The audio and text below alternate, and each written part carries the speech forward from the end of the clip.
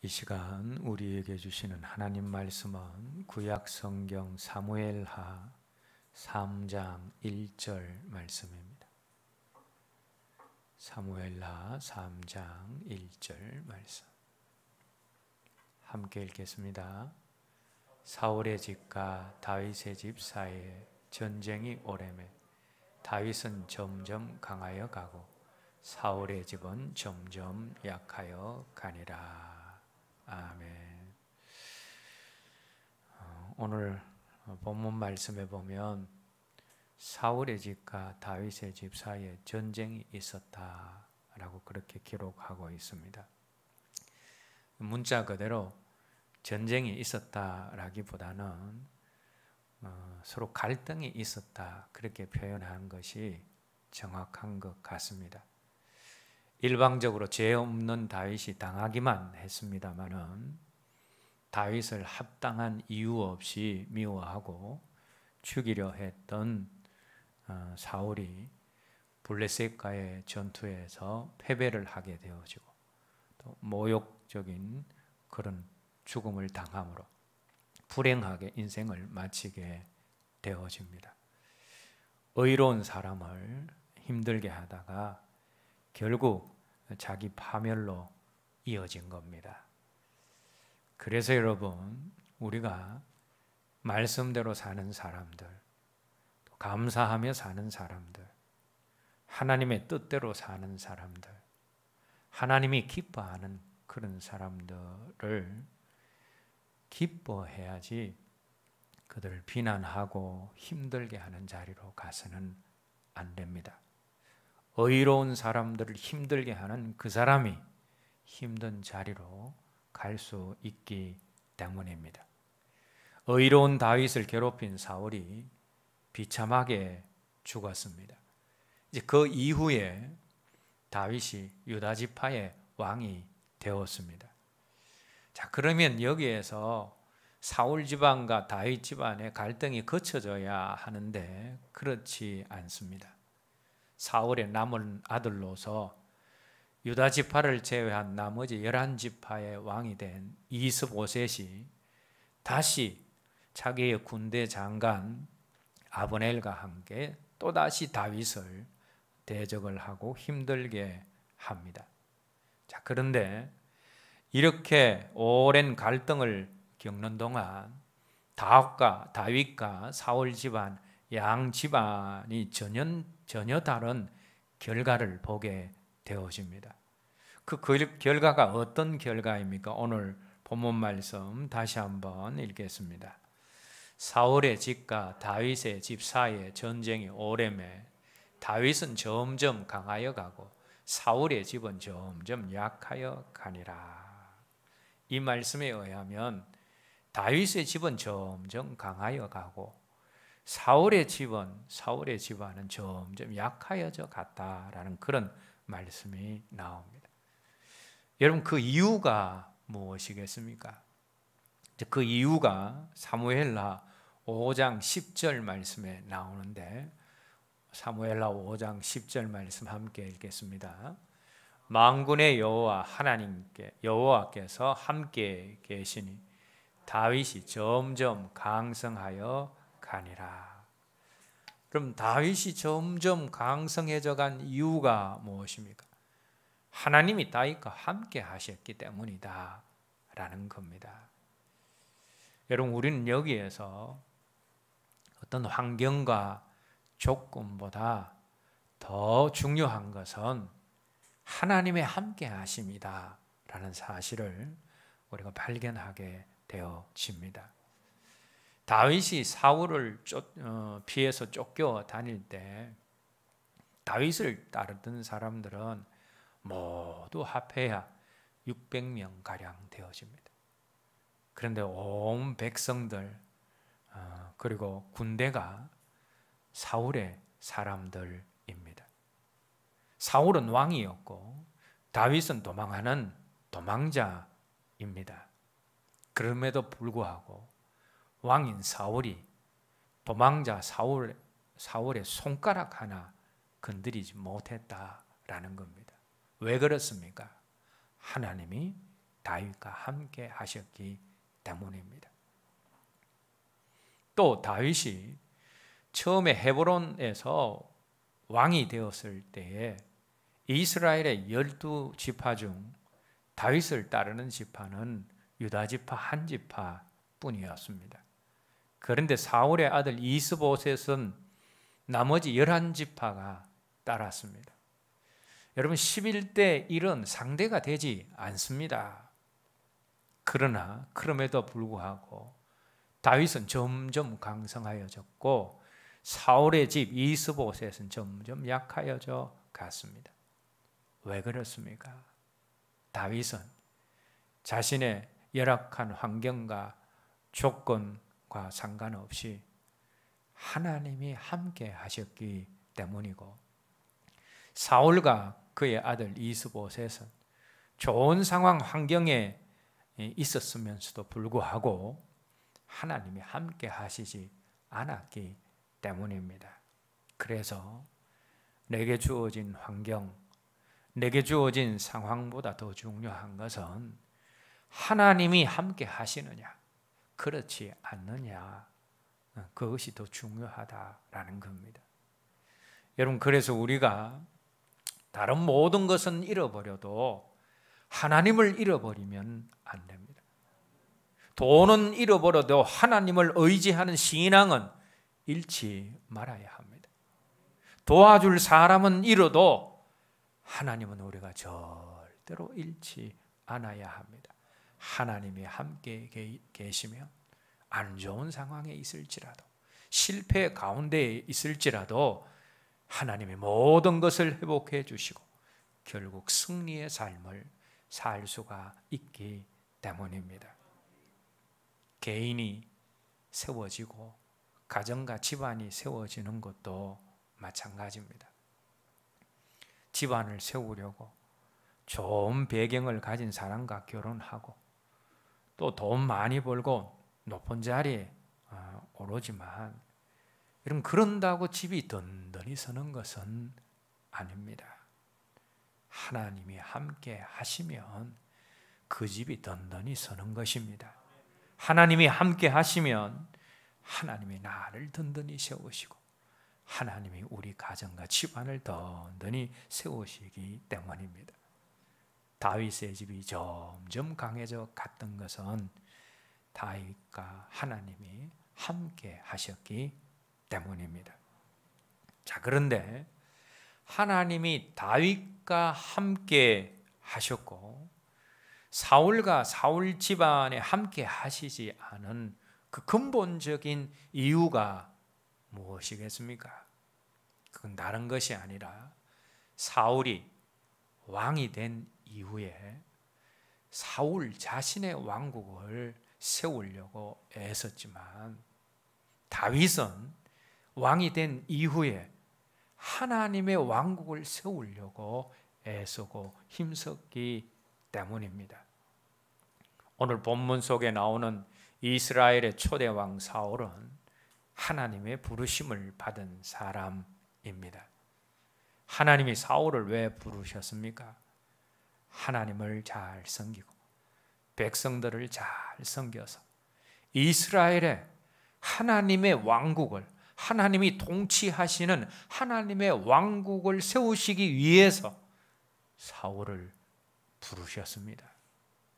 처음에 하나님이 사울을 부르셨을 때에 사울의 가문은 이스라엘 가문 가운데 별로 유력하지도 않았고 또 그 집안에서조차 주목받는 그런 존재가 아니었습니다. 그럼에도 불구하고 도망간 암나기를 찾으려 집을 떠나서 여행을 하던 어느 날 선지자 사무엘을 만나게 되고 그 사무엘로부터 그가 이스라엘의 왕이 될 것이다 라는 예언을 듣게 되어집니다. 그는 그 예언을 들으면서 두려워하였고 또 잘 믿겨지지도 않았습니다. 왜냐하면 한 번도 자신이 왕 될 것이라고 생각을 해보고 꿈꾼 적이 없었기 때문입니다. 얼마 후에 제비 뽑기로 이스라엘 왕을 결정하는 날이 되었을 때도 사울이 그 자리에 있기는 있었지만 행구 사이에 숨어 있었습니다. 그는 자신이 왕이 될 자격도 없을 뿐더러 혹시라도 정말 왕으로 뽑히게 되면 어떡하나 하는 걱정이 앞선 사람이었습니다. 사울이 이처럼 자기 자신에 대해서 확신이 없었던 것처럼 많은 백성들도 사울이 왕될 자격이 있는 사람으로 인정하지 않았습니다. 그래서 사울이 왕으로 뽑힌 이후에도 많은 사람들이 사울을 왕으로 인정하지 않고 그를 조롱하고 비웃는 사람들까지 있었습니다. 그런데 사울이 왕이 된 지 얼마 되지 않아서 암몬의 나하스 왕이 이스라엘을 쳐들어오게 되어집니다. 그때 사울에게 임했던 하나님의 능력과 기름 부음이 위력을 발휘하기 시작했습니다. 암몬, 그 당시에 암몬은 강대국 중에 강대국입니다. 그 나하스가 침공했다라는 소식을 듣고 백성들은 두려워 떨고 울었지만, 그러나 사울이 용기를 내어서 이스라엘의 총동원령을 내리고 백성들과 함께 암몬을 단숨에 격파하고 이스라엘을 위기에서 구하게 되어집니다. 이 승리는 사울 자신도 믿을 수 없는 그런 승리입니다. 그런데 이 사건은 사울 왕의 자격과 위치에 엄청난 변화를 가져온 사건이 되었습니다. 암몬과의 전쟁 이후에 백성들은 사울을 진정한 이스라엘의 왕으로 인정하기 시작을 했고, 왕으로서 전혀 자격이 없다라고 느꼈던 사울 자신도 어느 정도 용기와 자신감을 가지게 되었습니다. 이때부터 사울은 예전의 시골 청년이 아니었습니다. 하나님의 사람 사무엘이 그를 부르자 잔뜩 겁을 집어먹고 어쩔 줄을 몰라 하던 그런 소극적이고 무기력한 청년이 아니었습니다. 사울은 이제 당당한 이스라엘의 왕이 되었고 그의 언행에서 왕의 위엄과 권위가 넘쳐나게 되었습니다. 물론 사울이 왕이 된 이후에도 왕되기 전에 사울처럼 촌스럽고 어리숙하게 행동한다면 그것은 바람직하지 않는 그런 모습입니다. 그러나 그가 왕이 된 이후에도 여전히 가지고 있어야 할 것이 있었습니다. 그것이 뭐냐 하면 왕되기 전에 순수함과 겸손함입니다. 그러나 사울이 왕이 되고 승리를 경험한 이후에 서서히 마음이 높아지기 시작합니다. 그래서 백성들의 칭찬과 칭송과 존경이 익숙해지게 됩니다. 그리고 자신은 그 칭찬과 존경을 마땅히 받아야 될 사람이라고 여기기 시작했습니다. 그리고 앞으로의 전쟁을 대비하기 위해서 힘있고 또 능력 있는 사람만 만나면 자기 수하로 불러서 군대를 조직했습니다. 사울을 따르는 많은 군사들이 생겨난 것입니다. 사울의 왕국이 점점 위엄을 갖추게 되었습니다. 그런데 그것으로 인해서 사울이 더 교만한 자리로 가게 되어집니다. 마음이 교만해진 사울은 더 이상 하나님의 메신저인 사무엘을 존중하지도 않고 두려워하지도 않는 자리로 갔습니다. 여러분, 사무엘은 사울에게 있어서 후견자 같은 사람이고 아버지 같은 사람이고 존경과 두려움의 대상이었지만 이제는 그 사무엘의 말까지도 한쪽 귀로 듣고 한쪽 귀로 흘러버리는 그런 사람이 되었습니다. 그 이후 몇몇 전쟁에서 사울이 계속적으로 승리하게 되어지자 이제 그 마음이 높아질 대로 높아지게 되어집니다. 그래서 이번에는 하나님도 두려워하지 않습니다. 하나님의 명령도 제대로 순종하지 않습니다. 하나님의 말씀을 자기 멋대로 해석하고 자기 편리한 대로 행동을 합니다. 이때부터 사울은 더 이상 하나님의 종이 아니었습니다. 하나님이 더 이상 그의 왕이 되지 못하셨습니다. 하나님께서 사울을 왕으로 세우신 것은 단순히 그에게 힘과 능력과 부귀영화를 주고 명예를 주기 위해서가 아닙니다. 사울은 하나님의 종으로 부름을 받은 것이지 호의호식하는 삶을 살기 위해서 왕으로 부름을 받은 것이 아닙니다. 그런데 하나님의 종으로 부름받은 그가 하나님의 명령과 말씀을 우습게 여기기 시작하면서부터 그의 왕국은 약해지기 시작했습니다. 그리고 무엇보다도 그에게 부어진 기름 부음이 소멸되기 시작했습니다. 여러분, 순종하지 않는 사람에게 더 이상 기름 부음과 능력과 하나님의 임재는 허락되지 않습니다. 바로 그때의 사울의 상태가 사무엘상 16장 14절 말씀에 나옵니다. 함께 읽겠습니다. 여호와의 영이 사울에게서 떠나고 여호와께서 부리시는 악령이 그를 번뇌하게 한지라. 여러분, 이 말씀을 우리가 잘 해석을 해야 되는데, 여호와께서 악령을 부리셔서 사울을 번뇌하게 했다. 이걸 그저 그대로 해석을 하는 것이 아니라, 악령도 사실은 하나님 밑에 있잖아요. 그 표현을 한 겁니다.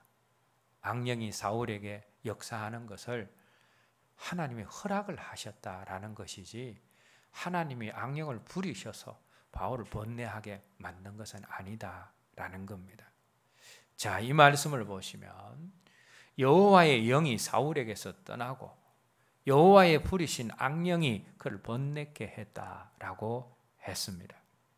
사울이 더 이상 하나님의 말씀을 듣지 않게 되어지자 하나님의 영이 그에게서 떠나셨습니다. 그런데 하나님의 영이 그에게서 떠났다라는 것, 이 얼마나 두려운 일입니까? 그런데 더 두려운 것은 하나님의 영이 사울 안에서 소멸되어지는 것으로 끝난 것이 아니라 악한 다른 영이 그에게 들어와서 그를 사로잡게 되었다라는 겁니다. 사랑하는 여러분, 영적인 세계는 공백이 없습니다. 하나님의 영으로 사로잡혔던 사람이 그 기름 부으심을 점점 잃어버리게 되어지면 공백 상태로 그대로 있는 것이 아니라 하나님의 영을 대신해서 그 자리를 메꾸는 악한 영들이 서서히 들어오게 되어지고, 그 시간이 오래되어지면 악한 영들에게 사로잡히게 되어집니다.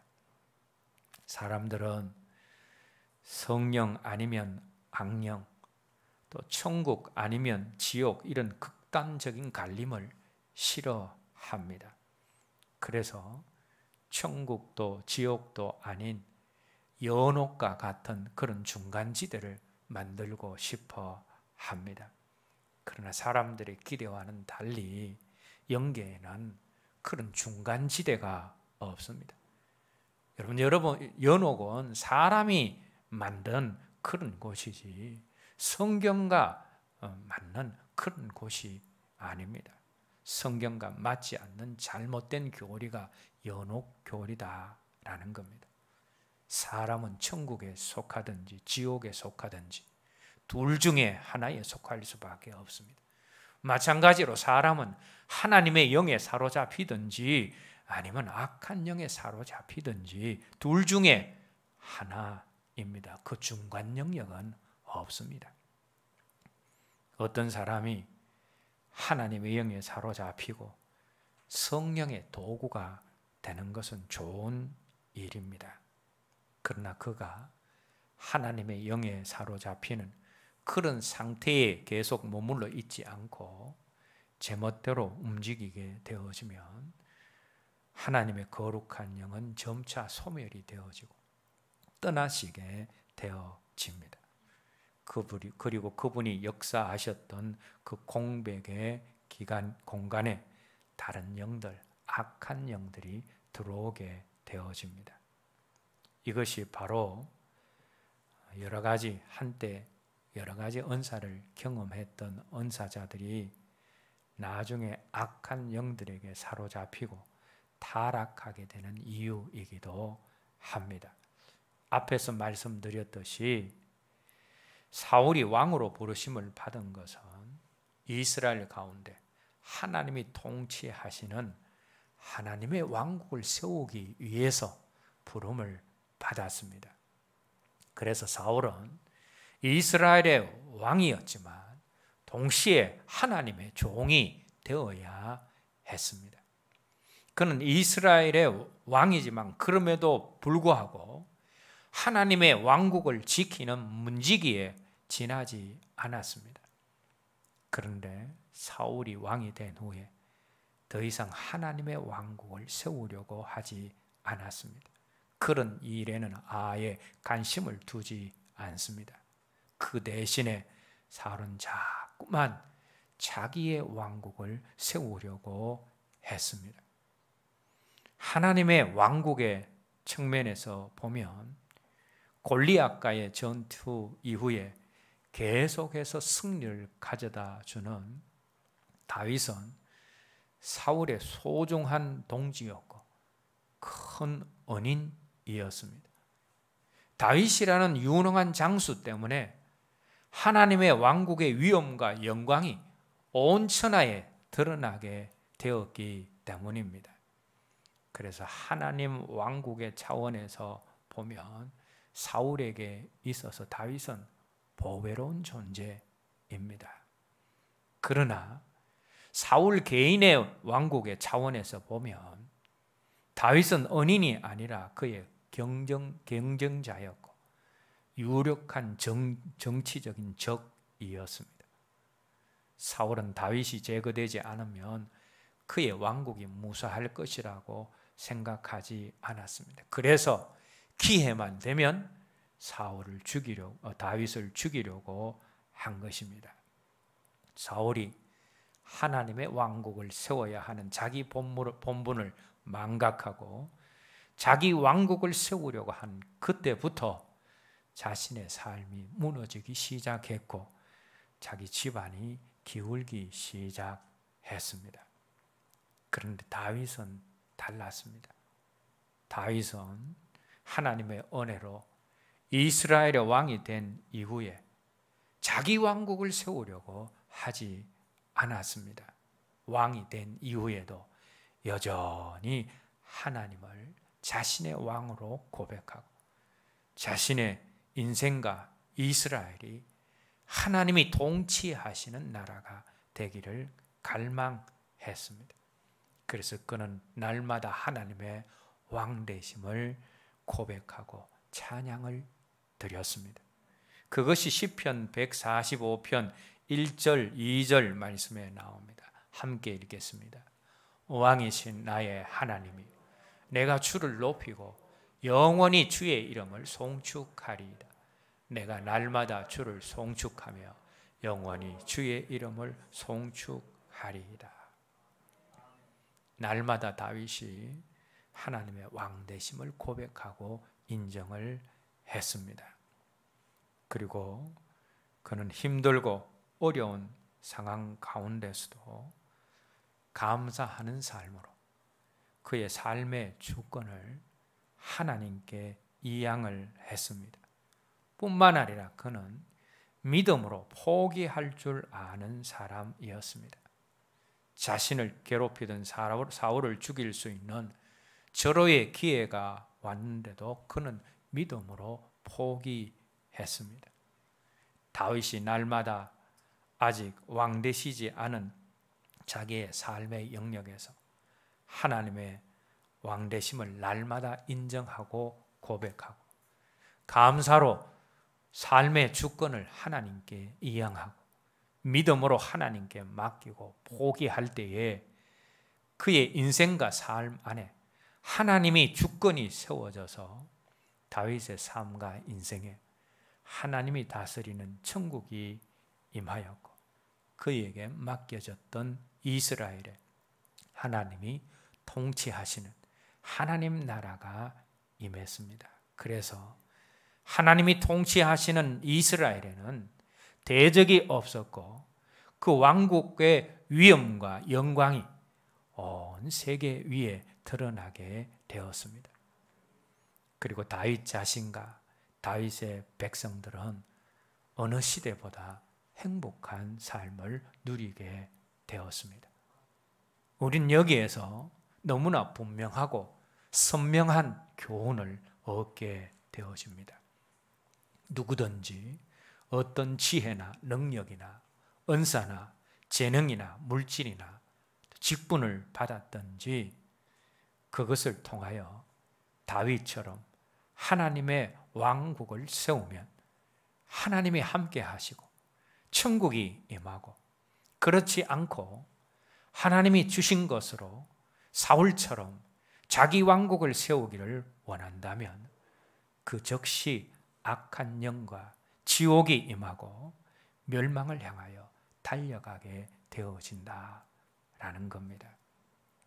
오늘날 교회 안의 지도자들이 교회 안에 자기 왕국이 아니라 주님이 이끌어 가시고 통치하시고 성령님이 이끌어 가시고 통치하시는 주님의 왕국을 세우기를 갈망을 합니다.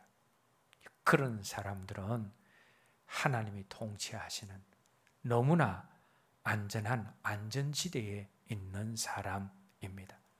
그리고 그런 교회 안에는 놀라운 하나님의 역사와 또 임재와 능력과 천국의 풍성함이 임하게 되어집니다.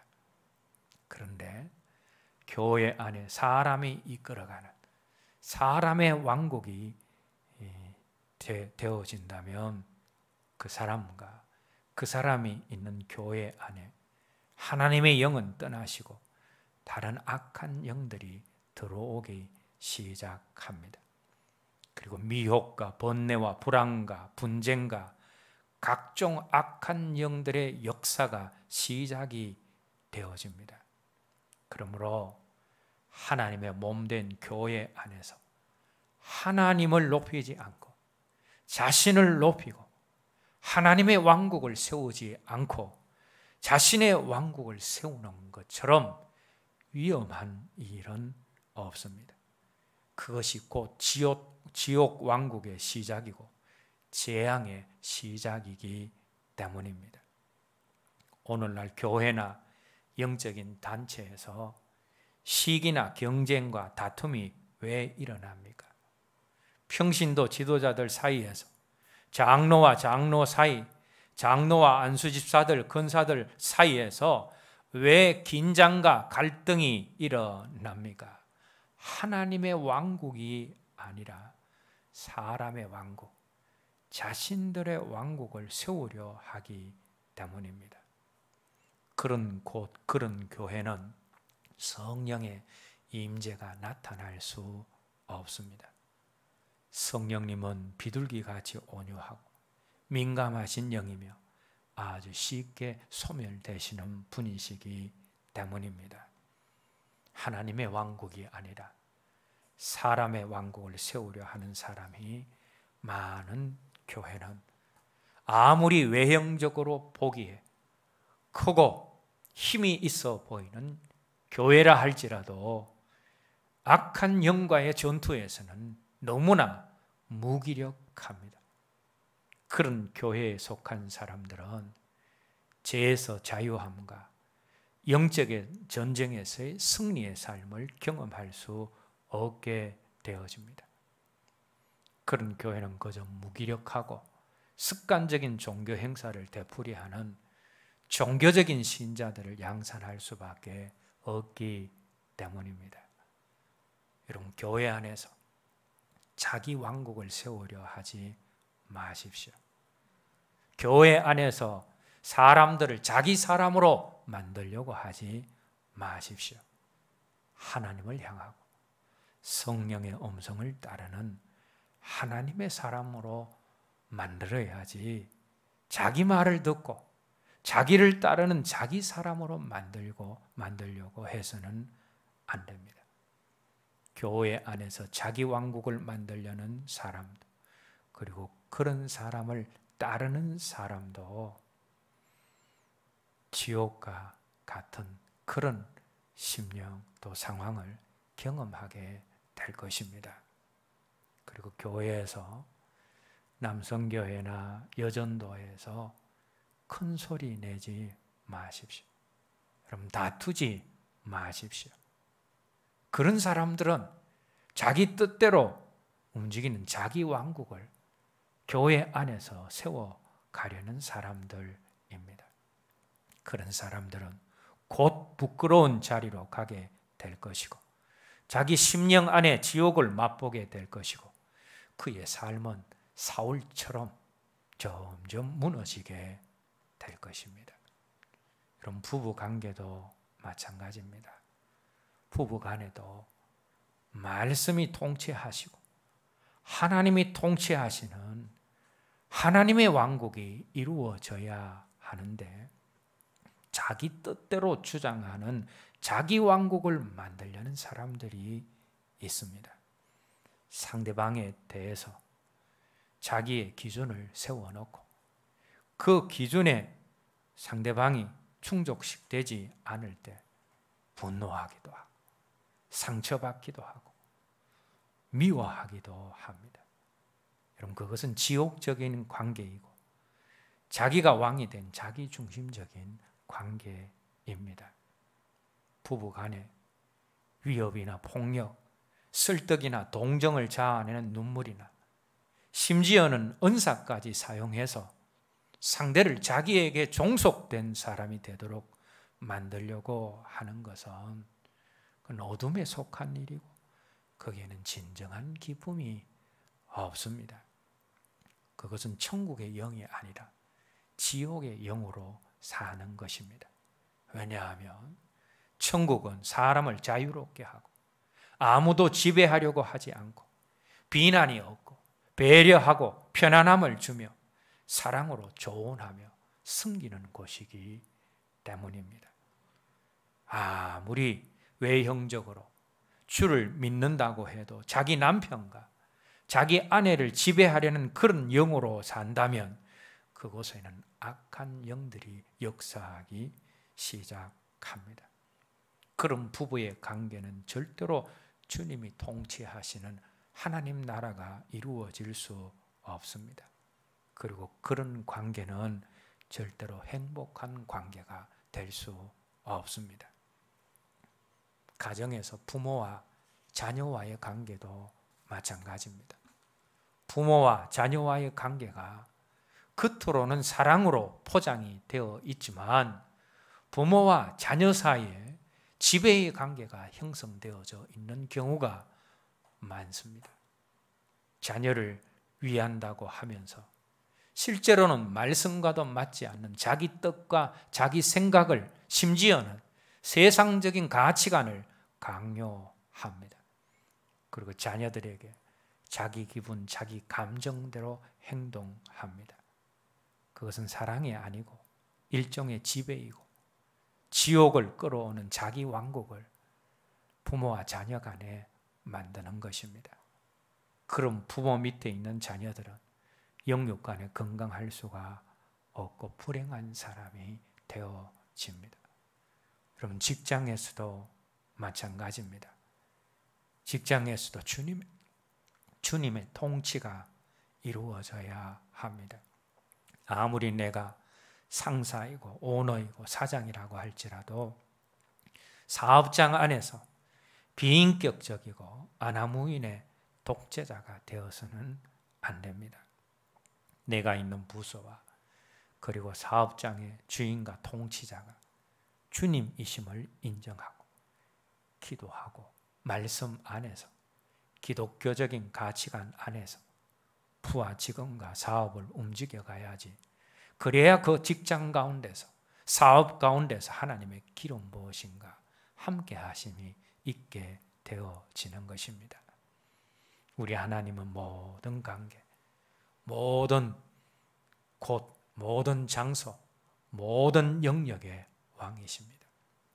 그러므로 부부 관계나 가정이나 교회나 직장에서 우리가 자기 왕국을 세워가는 것이 아니라 주님이 통치하시는 주님의 왕국을 추구하고 사모하고 주님의 왕국을 세워가야 합니다. 그럴 때 우리 가정과 교회와 직장과 내 심령 속에 아름다운 질서가 세워지고 놀라우신 주님의 은혜와 영광이 드러나게 될 것입니다. 이제 말씀을 맺겠습니다.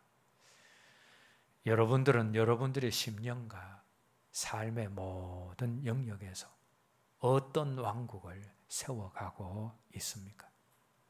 내 왕국을 세워가고 있다면 그곳에는 곧 지옥의 모습들이 드러나게 될 것이고 얼마 있지 않아서 무너지는 자리로 가게 될 것입니다. 내 심령과 내 삶의 모든 영역, 내가 있는 곳에서 하나님이 통치하시는 하나님의 왕국을 세워감으로 내 심령, 우리 삶의 모든 영역과 우리가 있는 모든 것이 주님이 통치하시는 아름다운 천국이 되어지기를 주님의 이름으로 기원합니다. 이제 오늘 들은 말씀 가지고 우리 함께 기도하겠습니다.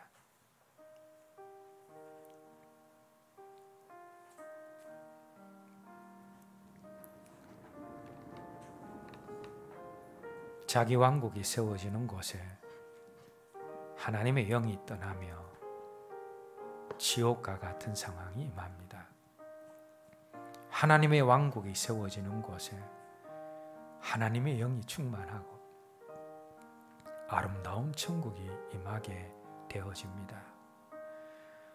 오늘 내 삶의 모든 영역, 내가 있는 모든 곳에서 하나님의 주권을 인정하고 하나님이 통치하시는 하나님의 왕국을 세워감으로 우리 삶과 모든 영역, 우리가 있는 모든 곳이 주님이 통치하시는 아름다운 천국이 되어질 수 있기를 오늘 들은 말씀 기억하면서 함께 기도하겠습니다.